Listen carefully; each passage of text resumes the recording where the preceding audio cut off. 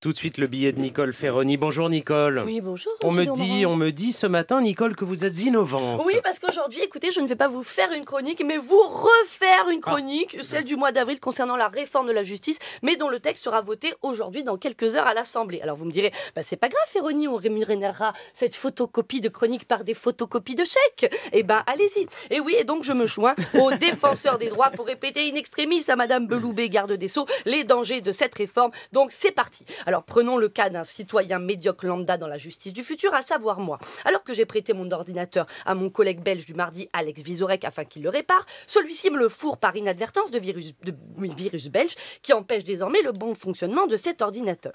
Mécontent de la situation et en litige avec Vizorek, je m'en vais saisir la justice via le tribunal d'instance le plus proche pour moi, à savoir celui de Marseille, pour expliquer mon cas.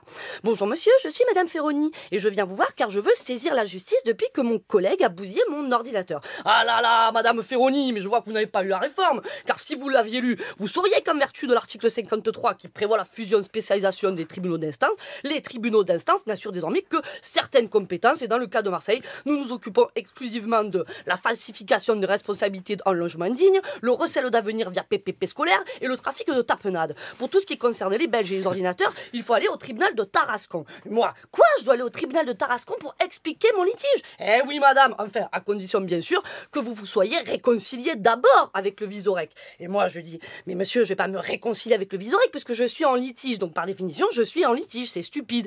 Oui, c'est peut-être stupide, mais c'est surtout obligatoire. Puisqu'en vertu de l'article 2, c'est ce qu'on appelle la tentative de conciliation préalable obligatoire. Donc, en vertu de l'article 3, vous allez vous connecter à une future plateforme privée qui, moyennant finance, va vous trancher le litige avec un algorithme sur ordinateur. Ben, je peux pas, il marche plus mon ordinateur. Ah mince, c'est vrai. C'est pas grave. En vertu de l'article 26, vous allez vous connecter sur votre ordinateur pour porter plainte par voie électronique. Mais monsieur, je vous dis que je ne peux pas, puisque mon ordinateur ne marche pas. C'est pour ça que je suis là. Oh là là, c'est vrai. Oh, mais pour de bon, il aurait pas pu vous casser le sèche-linge, plutôt votre collègue, parce que là, sans ordinateur, vous allez galérer dans la justice du futur.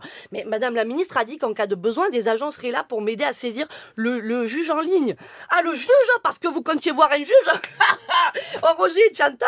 Sous prétexte que la dame elle fait une procédure judiciaire, elle pensait voir un juge. Oh, mais vous voulez pas aussi des ailes sur un avion ou des barreaux sur une échelle? Mais madame, si vous aviez lu la réforme, vous sauriez qu'en vertu de l'article 13, les petits litiges de votre genre se règlent désormais sans audience, donc sans juge, sans avocat. Vous serez en tête à tête avec votre solitude, un écran et peut-être une pelle pour enterrer l'appel auquel vous n'aurez plus le droit. Et oui, vous n'aurez pas vu un juge que votre affaire sera déjà enterrée. Et moi, mais monsieur, c'est insensé, c'est du délire, que dis-je? C'est du délit. Je vais porter plainte et attendre que le procureur de la République me réponde devant moi et toutes les victimes de cette loi. Ah oui, madame Ferroni, vous pouvez l'attendre, mais si vous l'attendez, ne l'attendez pas dans le hall. Parce que comme en vertu de l'article 34, le procureur a désormais 6 mois au lieu de 3 pour vous répondre, si toutes les victimes font comme vous, ça va nous faire un cumulat de désespoir qui va nous boucher une justice déjà à l'agonie. Mais du coup, moi, je fais quoi? Eh ben, vous déménagez en Pologne, en Tchéquie, en Hongrie, en Lituanie, puisqu'ils ont tous plus de juges par habitant que la France. Et je peux vous dire que ce n'est pas en ce 5 décembre qu'on mettra plus de justice dans la justice. Nicole Ferroni.